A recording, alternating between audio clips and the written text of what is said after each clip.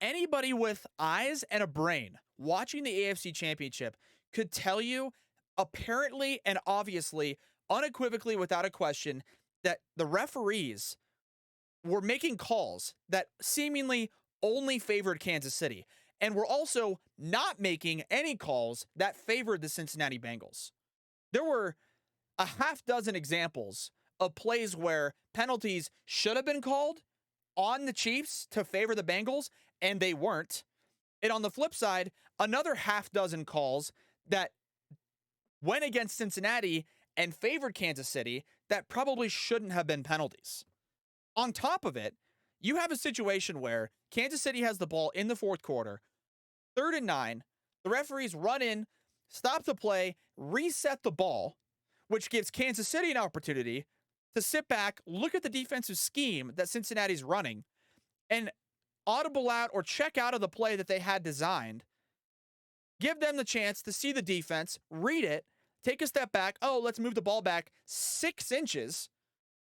And then before the play starts again, basically as the snap's being taken, a back judge on the far sideline that's so far away from the play comes halfway sort of jogging in on the play, stops it as the play's running. Chiefs throw a ball short of the sticks. Kelsey gets tackled, and it's 4th down. But hold everything. Hold everything. Referees reset the game, get together. The referees get together, reset the game clock, and determine that the play had been stopped before it actually started because of the back judge who's 30 yards from the ball came running in for whatever reason. No, I don't think we've gotten a definitive explanation as to why the guy was even stopping the game to begin with. Right? Before that, before the play was actually snapped, they said the ball moved. And you know what? That's a stupid excuse, but that's fine. Right? That's stupid. Who cares? The ball's moving up 6 inches or not. That's not going to change where the first down marker is. And in 6 inches, yeah, I guess that could be the determining factor. That could be the margin that a guy gets the first down by. But for the most part, I don't care. You don't need to stop play. The ball's kicked 1.5 yards forward. That's fine. Go get the ball, move it back. But you stop the play when the Chiefs get stopped short. And then they get another opportunity, run a couple deep routes. Eli Apple fucking burnt toast. Terrible DB. Big mouth. Hold on. We'll get into Eli Apple in a second. But Eli Apple gets burnt. Holding call or pass interference, automatic first down for Kansas City. And it was the right call. He was holding Marquez Valdez-Scantling. I mean, or whatever. He interfered. Then they get a first down, and they actually end up punting. So it's not, it wasn't the determining call or the determining play. It's not like they went down and scored and won by that margin of points. It's because Cincinnati did get the ball back.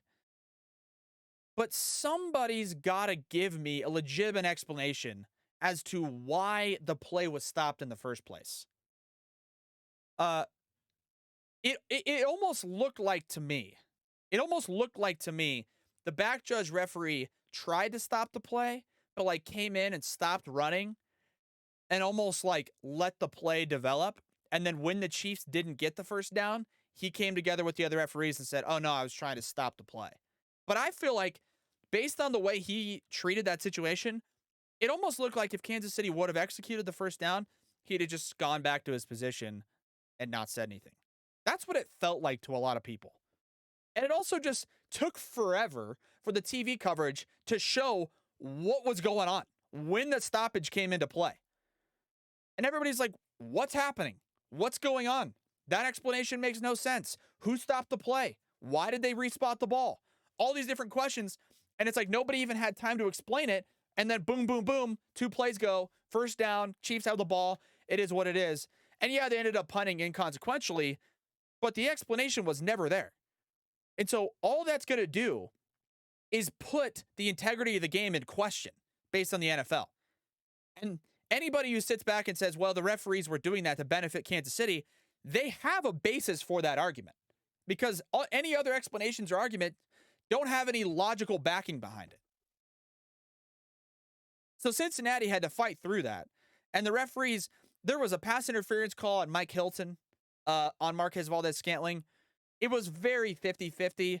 I could see with the arm wrapped around the waist. Yeah, maybe I guess that's a penalty. Then Cincinnati gets the ball back. After they already get bent over the sink by the referees to benefit Kansas City, Cincinnati, to Kansas City's credit, aren't able to get enough yardage, and they have to punt the ball back to Kansas City with under a minute to play. Sky Moore receives the punt and comes streaking down the sideline, and there is a blatant and obvious block in the back. It's as apparent as it comes, right in front of the Cincinnati bench and a referee. And there's just no call. And Sky Moore just streaks down the sideline, gets up to the 50-yard line, just sets up Kansas City beautifully for an opportunity to get some yards and kick a field goal to win the game. Where's the flag? This is another one of the many examples and pieces of evidence that people seem to have some credibility on about the NFL referees rigging the game and benefiting the Kansas City Chiefs to send them to the Super Bowl. Because most of the time people sit back, including myself, and go, oh, no, NFL's rigged, NFL's rigged. And I go, as much as, yeah, there was a lot of referees or calls by the refs that benefited maybe one side or another, or one call here and there, at the end of the day, the one call on the one play it shouldn't be the determining factor, right? But that one play or that one call, that was the factor. That was the reason the team lost the game. And it's like, no, how about the 2nd and 3 play in the second quarter? Bengals had the ball on the 38-yard line. Why didn't they just throw a 75-yard touchdown?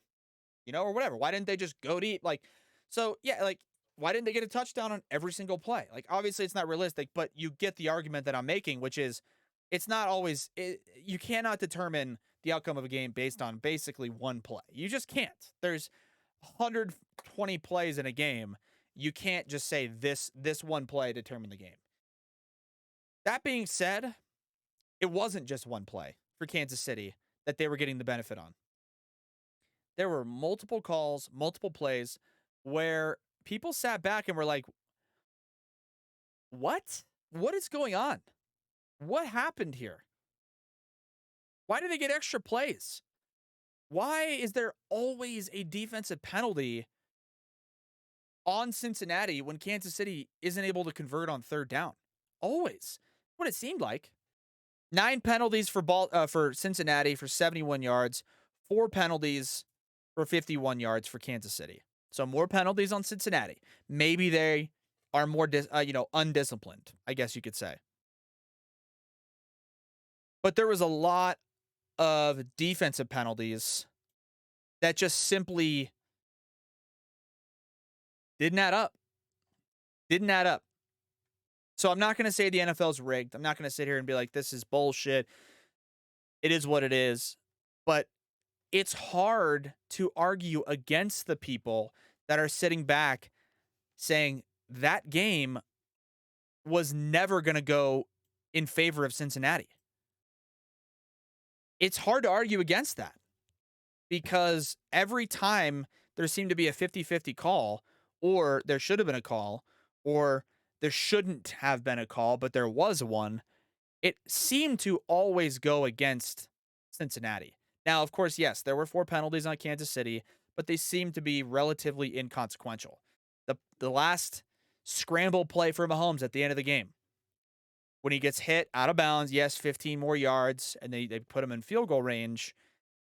On that scramble play itself, Trey Hendrickson was rushing Mahomes as a passer, or as a pass rusher, I should say, and Hendrickson was getting, held inside his pads, which for the most part, and in most cases, as a lot of people talk about, there can always be a holding call. There's always room for a holding call in almost any play in the NFL. But once a quarterback scrambles outside the pocket, that's when you start to see holding calls become a lot more apparent. You start to see him because, well, now the guy's trying to scramble to go get the quarterback and he can't get away. He's being held. Hendrickson on that last play was getting blatantly held, like blatantly held. And there was just no call. Just no call. Block in the back. No call.